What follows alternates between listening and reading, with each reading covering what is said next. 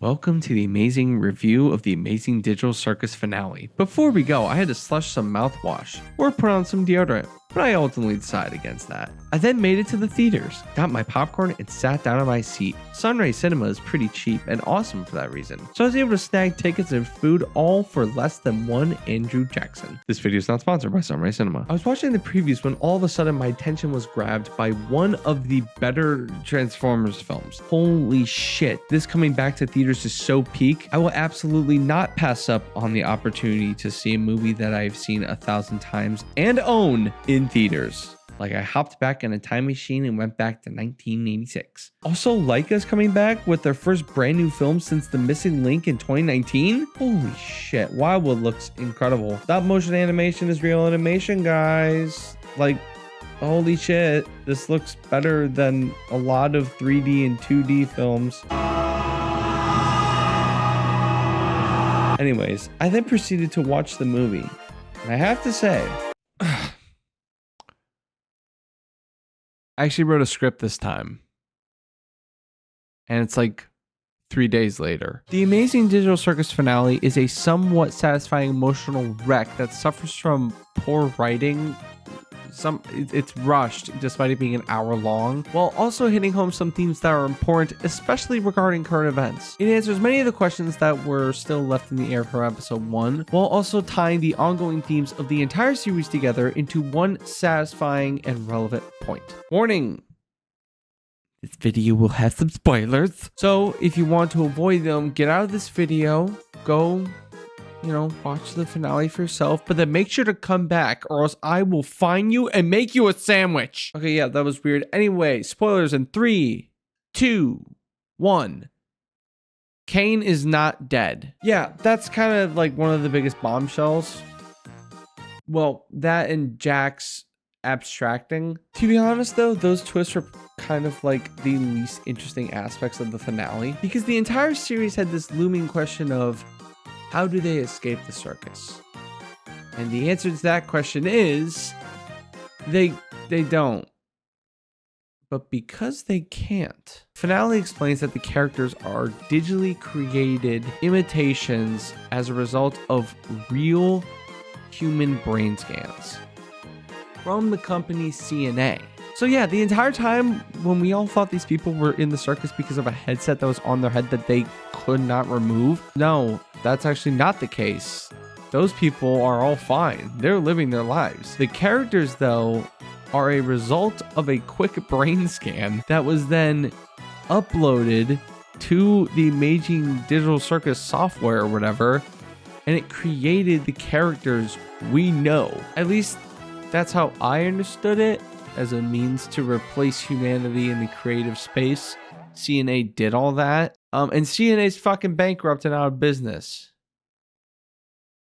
We're coming for you next, Kevin O'Leary. Caine's deletion and reappearance was the result of getting out of a fucking recycle bin on a computer, which, if you spent like 5 seconds really thinking about it, you could have pieced together yourself. He's extremely powerful. No shit, he can bypass a desktop application. As a result of him being deleted, though, he is able to access the internet and he discovers the true lives of the people behind the main cast of the Amazing Digital Circus. That's right, guys. Pomni is just an imitation of a real person that AI created. At the end of the day, though, that's what the show was discussing all along. The future of humanity and AI. Digital Circus is not claiming that AI is good or bad, or all good or all evil, but it is the future's child. Let me explain. Caine is the representation of that child. He is naive, immature, silly, pretty happy-go-lucky for most of the series, while also being uncomfortable with maturity, curious about how to please others, quick to anger, and selfish. Digital Circus paints him as a threat, as we all currently perceive AI. The characters perceive him as such due to his immense power and lack of understanding of human emotion. To Caine, these characters are as human as it gets, and he is their god, when in reality, the Amazing Digital Circus is just a living code, and Caine is a completely artificial interpretation of humanity. I know I've said the word imitation a lot, but it's accurate. Digital Circus paints AI as an imitation of life, which it kind of is, but paints it in a positive and hopeful light. Just like how life is imperfect, so is AI. And while scary and overwhelming and dreading it is to think about how when humanity is said and done, AI can outlive us and how much it's polluting our water as a result of its insane need of these massive data centers which just keep on polluting the environment, Kevin O'Leary. It's also imperfect.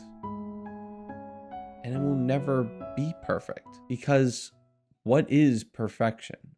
The saying one man's trash is another man's treasure is true. That's why art is subjective. That's why the Mona Lisa can mean so many more things than just a painting of a woman. AI can attempt to create the perfect image or the perfect script or the perfect video, but can never match what can be created by the human artist. AI is just a cheap copy of life. I mean, we all know that. And its attempts to be perfect and replace humanity will forever be futile because it cannot understand what it means to be human, to be flawed, to be complex.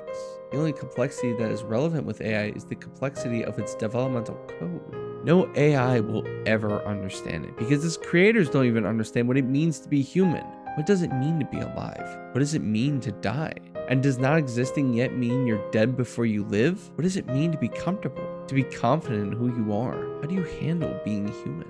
Pomni is an imitation of humanity, and she cannot fully replicate it because she doesn't fully understand it herself. That's why in the end, once Caine really is able to see and understand that he won't be able to truly understand emotions, humanity, real life, he agrees to share control of the world. No longer fighting back, but learning to live with it and grow with it. In reality, AI is here. There is no getting rid of it. And the dread it brings is relevant and real. But instead of fighting it, maybe there's a need to understand it and work with it to not replace us, but to aid us. That's what these billionaires don't understand. We aren't dismissing AI because we don't want to accept its existence. We're dismissing it because we don't want it to replace us. Because it isn't us. It can't be us because every person's uniqueness is a different definition of what it means to be human.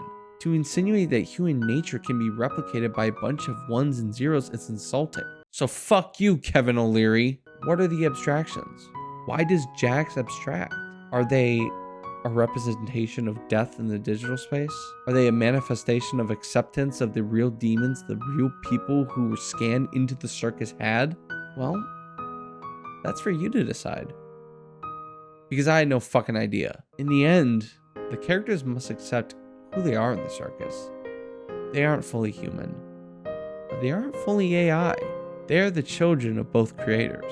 We are not the generation that will kill AI. I don't think that generation is ever going to exist. But we are the generation that has the brilliant opportunity to nurture it, to mold this lump of clay into the image we wish. Don't let AI replace what it means to be human.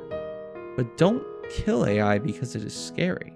It brings dread, yes, but also opportunity, and in the end we must work together to make the world a better place for both creations, rather than let the differences of both of us destroy the world that we inhabit.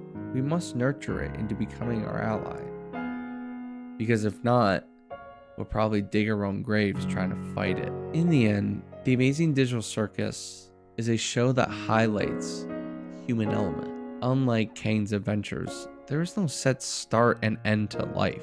No set goal from when you're born. People change, goals change, aspirations change. Life is what you make of it. This show is meant to show us the future, while reminding us that cheap imitations of humanity won't replace it. Because humanity, the human element, can't be replaced. There will always be a need for people to create, to paint their own picture. So go out there. Paint that canvas. Because at the end of the day, there is no other artist in the world like you. Thank you all so much for watching. This was definitely one of my more deeper videos. I really wanted to make this like as depth and as heavy emotionally as the finale was itself. I actually had a really good time, and I'm glad that the people, the fans of the show, the diehard fans of the show, enjoyed it. So that's all good. Please like and subscribe if you like this video. I talk about movies and shit all the time. Um, so yeah, it's cool. Thank you so much for watching, and have a good one.